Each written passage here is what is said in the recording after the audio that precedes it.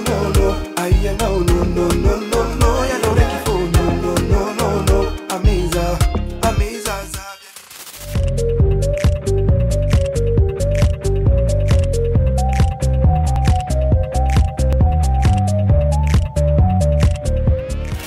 Que penses-tu du sex friend?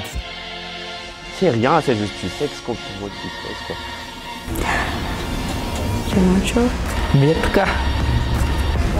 À quel âge tu as eu ta première fois? Ma mère va me tuer. 17 ans.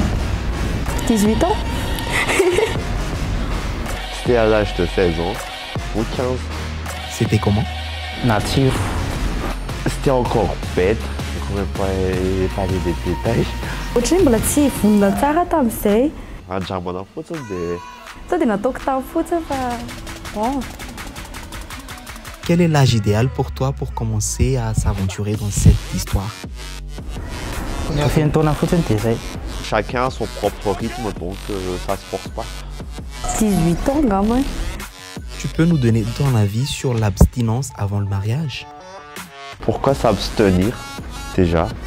Tsy dia manana vy loatra angamba. Non, pas la peine d'attendre, je trouve. Tu peux nous citer 3 mots que tu peux dire pendant le sexe? Too much. Oui. Vas-y, Baby, yes. Ah. bouge plus fort. Pour toi, c'est plutôt faire l'amour ou baiser?